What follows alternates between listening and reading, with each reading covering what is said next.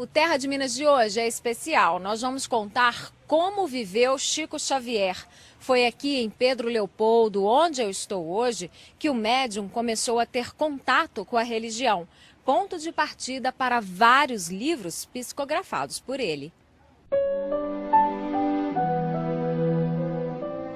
A mão esquerda sobre os olhos, a mão direita sobre uma folha de papel.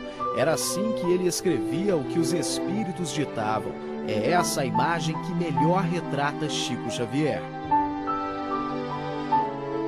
Quem foi este homem considerado o mineiro do século num concurso promovido pelo Terra de Minas?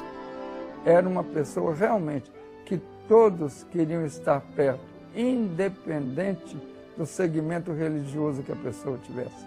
Ele era o que a gente poderia chamar de um verdadeiro cristão, de um homem bom. Chico Xavier, mais que um médium, era um apóstolo, era um ser iluminado, era um homem dotado de profunda sabedoria. O médium Carlos Bacelli escreveu vários livros sobre o maior líder espírita brasileiro, de quem se orgulha de ter sido amigo. Nas fotografias, encontros eternizados, tantas conversas que ele acabou descobrindo detalhes de como Chico teria começado a ouvir os mortos. Antes mesmo de conversar com o espírito de sua mãe, ele ficou órfão aos 5 anos de idade. Chico Xavier era a coroinha da igreja de Pedro Leopoldo. Ele colaborava com o seu confessor, o padre Sebastião Scarzelo, e ele enxergava os espíritos durante a missa. Durante a celebração da missa, ele tinha diversas visões dos espíritos, no momento em que os fiéis estavam tomando comunhão, no momento em que o padre consagrava a hóstia, ele via muitas luzes. Então, Chico Xavier, a mediunidade na vida de Chico Xavier sempre esteve presente, desde quando ele militava na Igreja Católica. Mas ele só foi compreender que mediunidade era mediunidade a partir dos 17 anos de idade. Pedro Leopoldo, onde Chico nasceu, fica na região metropolitana de Belo Horizonte. A cidade, com quase 60 mil habitantes, se transformou em um dos roteiros religiosos de Minas Gerais. Nosso passeio começa pela praça que tem o nome do médium e um monumento em homenagem a ele. A rua onde ele morou está bem diferente, mas o centro espírita, fundado na década de 20, continua funcionando. Célia é quem nos guia nessa visita. Célia, quer dizer que o Chico nasceu nessa casa, então? Como que era aqui? Era um terreno grande, com milharal no fundo, e esses 2 casebrezinhos bem na frente da calçada. E a casa que a família do Chico morava era a de cá. Aqui são 2 casas, na verdade, 2 famílias diferentes. Essa menorzinha. A menorzinha que o Chico morava com mais 8 irmãos, Maria João de Deus e João Cândido. Ele era o caçula? Ele era o caçula. Ele funda a nossa instituição em 1927, quando ele tinha 17 anos de idade. Inclusive a gente tem ali a ata, não é? Que ele assinou. Essa é a ata de fundação aqui do centro, fundação, né? Desde pequeno, Chico se encantava pela natureza. Quando era jovem, Chico costumava caminhar por esta mata e gostava de descansar à beira deste açude. Era um local de refúgio, num período em que ele andava desacreditado e até era chamado de louco por muita gente.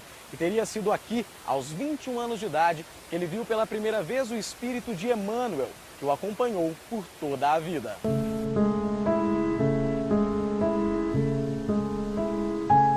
Se Emmanuel foi um companheiro do lado espiritual, na vida Chico teve a companhia de seu Carlos por muitos anos. Os dois trabalhavam juntos nesta fazenda como escriturários para o Ministério da Agricultura. Rever o local traz boas recordações do amigo. Chico deixou um legado de lembranças agradabilíssimas que eu tenho muita saudade dele. Porque era um apoio em todo sentido, como eu estou te falando, era um amigo em que eu confiava, podia confiar, não só eu, como qualquer um, né? Como qualquer um confiava no Chico. Prudente, sensato, moderado, é como eu estou te dizendo, eu nunca ouvi uma referência desabonadora sobre qualquer pessoa, por parte de Chico. Então você contava com Chico para tudo. O interior da fazenda se transformou em um pequeno memorial. As cadeiras são originais da época em que Chico fazia o culto do lar na casa do chefe da fazenda.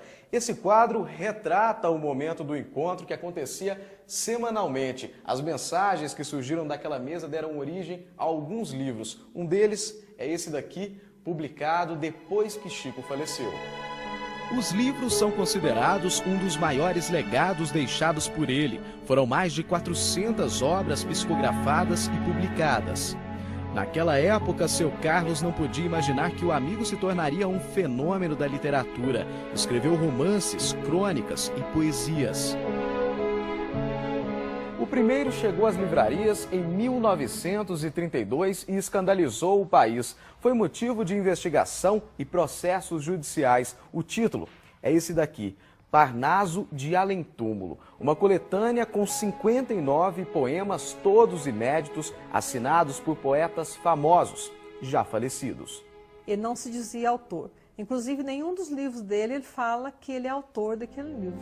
Eles pertencem àqueles que os ditam, ou os escrevem através de minhas mãos. Para mim, isso é a maior sabedoria dele, porque são 451 obras até a morte dele. Devia ter mais algumas guardadas, algumas psicografias, né, que foram ditadas, mas 451 obras, 50 milhões de livros vendidos. Quer dizer, é uma coisa extraordinária para uma pessoa que viveu, que tinha tudo para ser milionário, né? Mas que viveu na maior pobreza que qualquer um pode imaginar, porque eu pude constatar isso pessoalmente, né?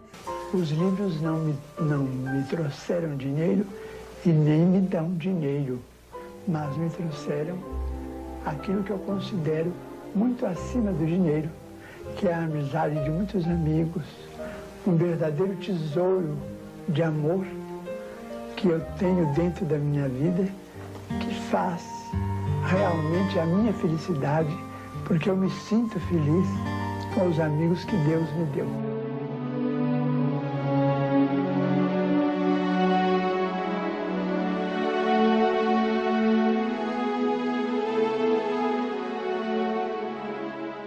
Agora nós vamos saber como foi a chegada a Uberaba, lugar onde ele levou conforto com a leitura de cartas psicografadas para as famílias que perdiam parentes.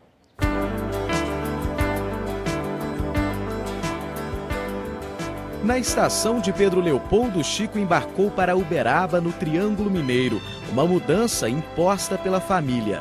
Ele quis sair porque as irmãs não aguentaram o assédio do povo. Mandaram ele escolher, ou você fica conosco, família, ou com o povo. Ele era missionário, ele quis ficar com o povo. Conhecendo Uberaba há muitos anos e alguns companheiros de doutrina, veio de mudança para Uberaba. Quando se mudou de Pedro Leopoldo, no fim da década de 40, Chico veio trabalhar aqui na Fazenda Modelo, que pertencia ao Ministério da Agricultura. No local hoje funciona a Empresa de Pesquisa Agropecuária de Minas Gerais, a EPAMIG. Naquela época, ele já era reconhecido como médium.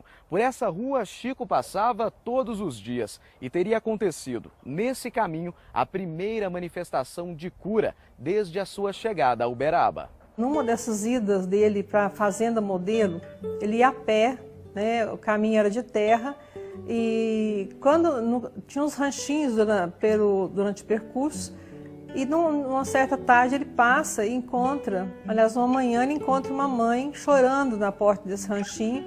Ele para e pergunta o que estava acontecendo. E a mãe contou que a sua filha de 8 anos estava com uma perna com uma ferida cheia de bichos. É nesse momento que, diante do desespero dele, do sofrimento da mãe e da criança, Emmanuel aparece na porta do casebre e fala para ele: deixa que suas lágrimas caia sobre a perna dessa criança. Ele já estava chorando, né, de desespero.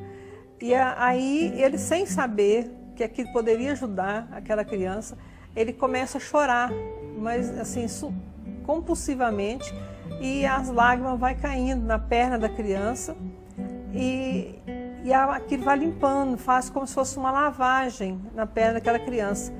E ele sai dali, vai embora trabalhar na Fazenda Modelo, que era ali próximo. E na volta, ele já passa na casa da criança com mantimentos que o doutor Joviano mandou levar também para essa família. E ele vê a perna da criança já sem bicho, não tinha bicho. No outro dia ele volta, a perna da criança estava curada. Chico também curou a dor de muitas mães. Como explicar o fenômeno das mensagens psicografadas? Para tentar entender, fomos até a casa da dona Hilda, em Uberaba. O filho dela morreu aos 21 anos, vítima de um mal súbito. Ele saiu daqui, foi jogar bola no colégio, né, onde ele estudava. E lá ele sentiu uma dor de cabeça. E os professores dele falaram para ele parar. Ele falou que não parava. Se morresse ali, ele ia morrer no que ele gostava. Então ele continuou jogando e caiu e morreu. Não deu tempo nem de chegar no hospital. Inconformada, ela procurou o apoio de Chico Xavier. Quando eu cheguei perto dele, ele falou: ó, minha filha, seu filho está aqui com sua avó Sinhana. Aí eu bambiei e emocionei demais, porque nem eu conheci minha avó. A mensagem trouxe explicações e conforto. O que o Chico falava, não só para mim, mas para todos que procuravam ele, era um alívio na alma da gente. Célia, que nos acompanhou na visita à casa onde Chico nasceu, perdeu o filho Rangel com 3 anos de idade num acidente em 1983. Ela também recorreu ao médium. A mensagem veio 1 ano depois. A mãe não duvida que eram palavras do filho. Nunca duvidei, apesar de ter nesta mensagem todas as provas de credibilidade, de nomes de vizinhos, nome da secretária que nos ajudava em nossa casa, a situação de como foi quando ele saiu carregado do quarto, milhares de detalhes que comprovam a veracidade. Eu não precisava de nada disso, eu já conhecia a mediunidade do Chico. A vida foi muito dura com ela. Em 2006, sofreu também com a morte da filha, com 27 anos. Chico já tinha falecido. É claro que ele fez muita falta, mas eu disse ao meu marido, nós não precisamos mais da presença do Chico. A doutrina espírita já nos ensinou como passar, como superar. A gente sabe o quanto que vai doer, o tanto que vai doer e por quanto tempo vai doer. A gente já sabe esse caminho que a gente tem que percorrer. Caminho que a família de Dona Efigênia vai precisar seguir. Na semana passada, a guardiã da Casa da Prece morreu vítima de um AVC. Ela sempre esteve ao lado do médium e, além de cuidar da limpeza do Centro Espírita, fundado por Chico Xavier em 1975 em Uberaba, tinha orgulho do trabalho que fazia. Nós não podemos deixar isso acabar. E nós não vamos, assim, abandonar, porque temos que continuar. O centro continua funcionando às sextas e sábados. Durante o culto, a cadeira onde o médium costumava se sentar fica ali, vazia no lugar de sempre. O posto não terá substituto. Igual ele, era ele, não adianta.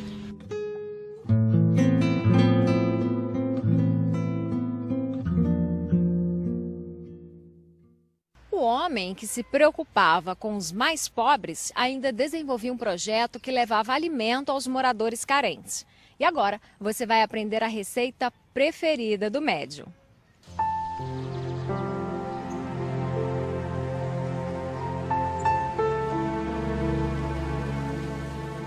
Desde Pedro Leopoldo, desde quando muito jovem, ele se preocupava com os mais necessitados.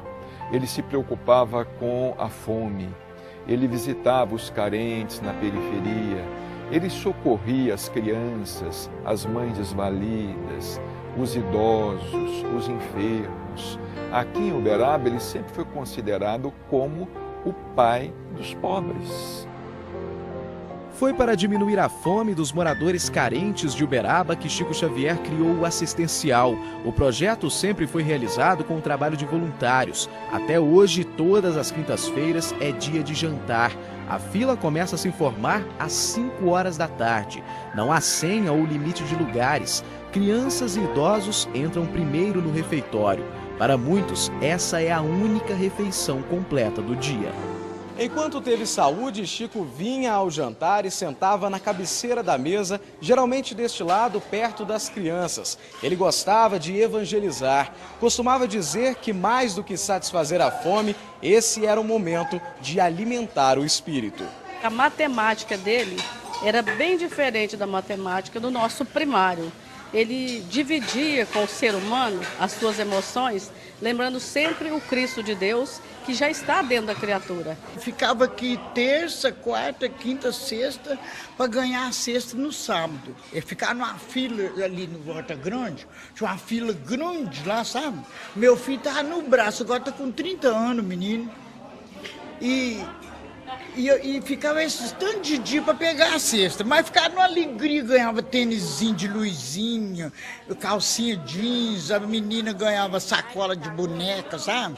Eu ganhava uma cesta grande, que tanto de mantimento, doce. A hora que chegava perto dele, mas a gente sentia uma forte, uma emoção assim que eu rupiava tudo, sabe? De emoção, ficava pingando lágrimas no meu olho, não sei como é que eu aguentava, mas eu pingava água no olho, sabe? Emoção e gratidão de quem deixa de sentir fome.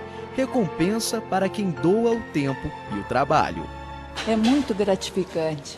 É um trabalho tão prazeroso que às vezes a gente está tão cansada, adoentada, chega aqui e não sente mais nada, de tanta alegria, de tanta força que eles nos dão. A espiritualidade ajuda muito e nós temos muito amor por este trabalho. É um trabalho muito dignificante e era o sonho dele.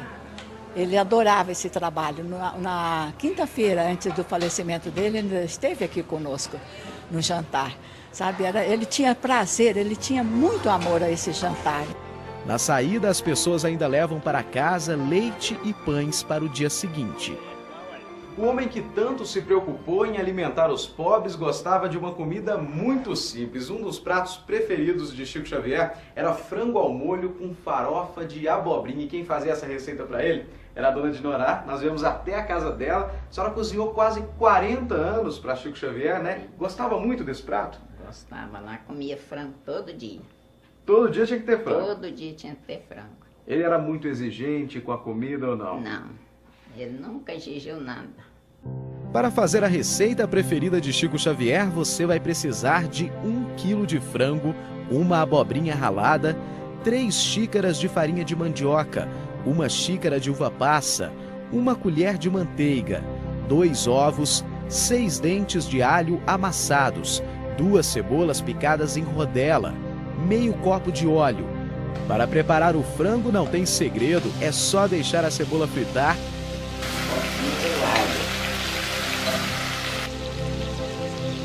e as coxas dourarem.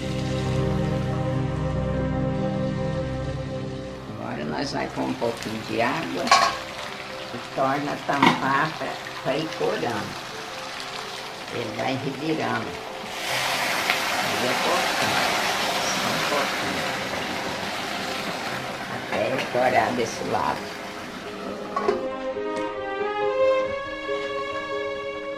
Mas dá tempo da gente fazer a farofa agora? Dá tempo nós fazer a farofa. Então vamos lá, o que vai primeiro? A farofa é rápido. Primeiro o óleo. Então vamos lá. Depois coloque a manteiga, os ovos e a cebola. Agora a abobrinha, né? Agora a abobrinha batidinha. Tempere com sal a gosto. Acrescente a uva passa e coloque a farinha. Agora só a cebolinha de folha. Quando o frango estiver quase pronto, coloque um pouco de cebolinha picada. Esse aqui é o charme do frango. Pronto. Tá pronto o prato que o Chico pronto, gostava? Tudo pronto. Ó, esse é o prato que eu sempre fazia pro seu Chico. Ele comia e gostava muito. E eu fazia com muito prazer. Sem a touca e fora da cozinha, Dona Dinorá relembra momentos que viveu ao lado do médium e conta uma curiosidade da vida de Chico. Ele tinha um hábito diferente para pegar no sono. O sapato tinha que estar do lado do travesseiro e era Dinorá quem dava um jeitinho, como mostra essa reportagem exibida em 2002. O sapatinho do senhor tá aqui no cantinho, tá bem? Aqui ele, ó. Viu? Eu penso de certo, ele confiava em mim, né? Eu também confiava nele, para mim era mesmo meu pai tá falando comigo. E ele de certo pensava também que eu era uma filha, né?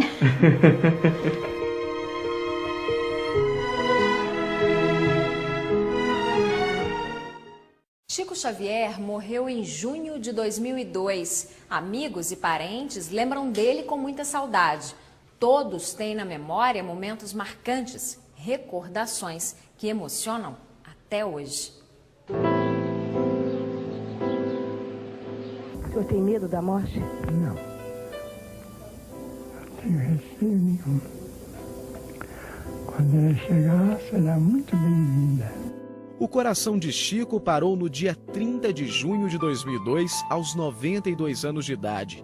Naquele dia, o Brasil tinha conquistado o pentacampeonato na Copa do Japão. Era uma manhã de comemoração.